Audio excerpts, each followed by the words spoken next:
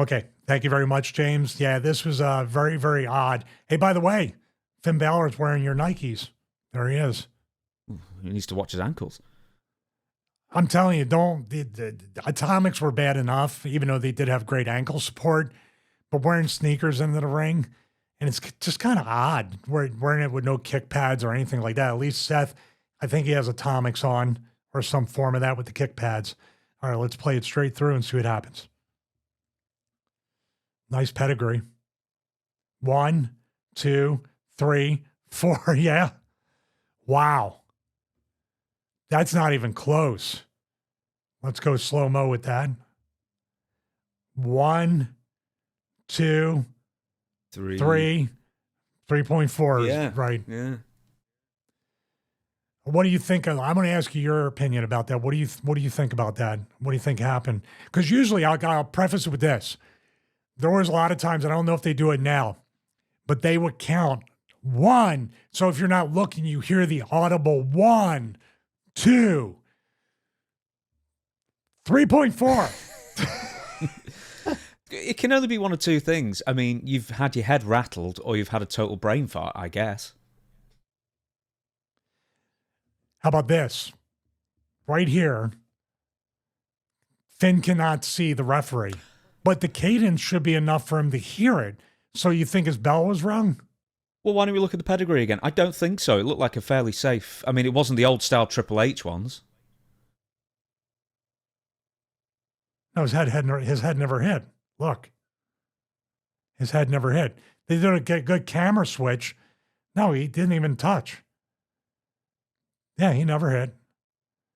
So what do you think? Do you think something before this kind of knocked him silly? I don't know. Because he took a great bump. He wasn't out on his feet. Or do you think it was just a lapse? Do you think... I mean, you should be able, even if the ref doesn't do 1, 2, you hear the canvas being struck with the count. Very strange. I'm going to go through that again. 1, 2. I mean, his hand even, like, he didn't even pause on the half or slide. You know, some of them go like this to kind of slide. His hand hit for the 3. I mean, Seth was going over anyway. So here's another question. He's going over anyway. Do you just ring the bell and stop the match? We'll get to the referee in a minute. Why don't I ask you this? Has this ever happened to you? Where someone's either, or you or someone you've worked with has forgotten to kick out? Not that I recall. I've been involved in places where people have gotten hurt, especially myself, where they just counted. Or where the guy at work said we're going home or covered me and told the ref count to 3. And the refs were told count to 3 no matter what. See, that's the part where there's an old, and Dutch can speak to this. I think this is as old as the wrestling business. When the referee counts, if you don't kick out and you're supposed to kick out, it's your fault. Because then stuff like this makes everybody look bad and makes it look phony and fake. So the referees are usually instructed, you count. And I would instruct the referee, count to 3. If I don't kick out, if he doesn't kick out, it's our fault. That keeps everything honest, objective, simple, and almost like a shoot, where each ref's count is legitimate. But this exposes it as, this wasn't supposed to happen. But how do you do a 2.9 then? How do you do a 2.9? Oh, it was so close count if you're calling it as a shoot then? Well, because the kick out starts, this could be a whole video. When it's 1 and 2 9 or 2 and 2 9ths or 2 and 2.5 or whatever it is, the actual kick out where the person's legs come up and they push the guy off does literally start at 2 because the shoulders are technically still down unless you're doing 1, 2, shoot up. You know what I mean? The actual kickouts for close false finishes start when the legs come off the mat for the kick out. If you're doing the shoulder up, you got a little bit more, but usually right after 2, and when you do the shoulder up, you can see almost everybody. They're looking at the referee. You know what I mean? You see the whites of their eyes looking at the ref. But I don't know. for me, because I was so OCD, I would pay attention to how refs count. Like Nick Patrick's count was a very light count. Charles Robinson's a very heavy Tommy Young count. John Finnegan, Jim Molyneux, Jeff Jones and ECW, their counts were all different. There's a psychology to paying attention to how a referee counts. And, you know, the most guys get in the ring, or girls, they think the referee is just kind of there to count. The referee's there for communication, the referee's there for safety, and the referee style is every bit a part of the match, if not more, especially with this, than anything else. You need, I don't know if they treat the referees as integral parts of the match as much as they should. I don't think they do. What would you look at? Would you look at the referee's face? Would you look at the referee's hand? Usually the referee's hand. Now, obviously, you're not going to see it as it comes down if you're rolling back. But sometimes I would tell people too, depending upon what they're doing, try to cross-face me into the direction the referee's counting. Because now I'm looking, but there's a reason I'm looking there. And what I can do then is I'm looking this way, and I can shoot away or towards the crossface. In other words, if somebody's cross-facing you and their fist is this way, you're not kicking out this way. You're kicking out towards the fist because that's where the leverage is easiest to go against. Dude, people make fun of me for wrestling so many years to pay attention to that level of detail, but that needs to be done. I'd rather you be obsessive than be lazy. And I have a feeling that it's not on Seth and Finn. This could be, once again, another freak thing like with the Buddy Matthews, but it's tough. I would have either gone and counted to 3 and called some audible aftermath of people hitting the ring or whatever to leave it in chaos, or you kick out earlier. Then you might piss Seth Rollins off because it's the pedigree and you kicked out right at 2. I don't know. Definitely a botch. And I know some people don't like that word, but that's what it was. It was a mistake. You mean Chris Jericho doesn't like that word? I'm sure there's other people that don't like the word, yeah. But it's a mistake. Back in the day, when you were with WWE, who would Vince McMahon have been more upset with, Finn or the referee? If I could rephrase the answer, what would I do?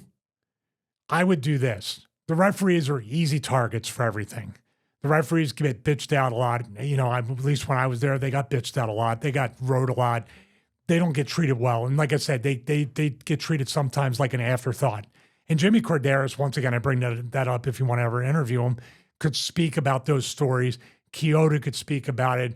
You know, these are 2 guys that are not in WWE anymore. It could be a little bit more honest about the way things go. I would take the heat 100% of the time.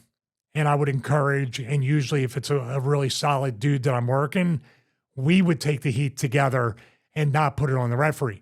Then if you say something like, I usually like all the referees, but specifically if it was Charles Robinson, I would definitely protect him at all costs because I love him like a brother. Now I would be tempted and tell him, I'm putting all the heat on you. This is your fault because we were friends, but I would never let Charles take a bullet for me when the referees are treated substandardly in a lot of situations. In a lot of the companies you've worked for the most part, what were referees' instructions regarding that kind of situation? Would they be told, call it down the middle, call it not as a shoot? I understand there's a difference there, but if someone forgets to kick out, do you just count 3? Or is it like back in the 80s and let's say it's a Hulk Hogan title match, and, you know, if the referee for some reason, I don't know if Hulk Hogan forgets to kick out and it's the old George Steele line, I think. It goes 1, 2, and then if George Steele, let's say, is pinning Hulk Hogan for the title and for some reason Hogan's not kicking out, then George Steele will pretend to have a heart attack and fall off him. Like protect the babyface at all costs kind of things. Which companies would do the former and which would do the latter? Well, a lot of times it would be treated like it's a shoot match. If the guy doesn't break on 5, disqualify him. If the tag ropes aren't used, it's not a tag. If the guys get caught cheating too much, disqualify them. And of course, always act like you're counting the 3. And if we do not kick out, it's our fault. That's something they would say it in meetings in WWE, but it was policed within the match. Not even in the roster or the locker room, but within the actual match. And I remember even up until my last day, I would remind the referee, dude, just count. If I don't kick out, it's my fault. If he doesn't kick out, it's his fault. I don't know why I always said that. There must have been something that happened or something I witnessed a little bit too much that I said, I don't want Vince to get that mad about that kind of, because I would get more mad about this than getting mad about a count. Now, there was one famous thing that I witnessed at WrestleMania 2000, the hardcore title match. Remember with Bob Holly winning it, but it was a weird count. And that exposes the business way worse than just counting the three. For those who don't know it, there was like 12 people or 15 people, and you could pin each other as many times. Everybody got hard weight in that match too, dude. And Pete Gas was gushing blood. It was ugly. That was a real fight. The issue with that, because I think, was it Hardcore Holly smashed Crash over the head with like a jar? A candy jar. Yeah. And then I think the idea was there was only going to be like, the clock was going to run on to 0 at the count of 2. I think that was like the idea. Yeah, he wasn't supposed to win, but he won it as a shoot because the ref counted. But because it was Tim White, I seem to remember. But the thing is, he counts 1, 2, and then he does the miss for the third. So I don't know if that tells me that Crash was meant to kick out. I don't know. I think it was more the time was supposed to run out because Crash was going to barely survive it, the Houdini of hardcore type thing. And in the time wasn't. I would have rather see in that way, like with the Scorpio Benoit match, they timed it perfectly for the draw. Remember, actually Scorpio won over right before it, so I got that wrong, I think. But there's been many draws where they try to get cute with the 2 count and then the bell rings. I would rather err on the side of caution than no count or a 1 count. No count would be even better. Like, he had him pinned. You know what I mean? You get too close to that, just like with this, you run into problems that could occur and usually do.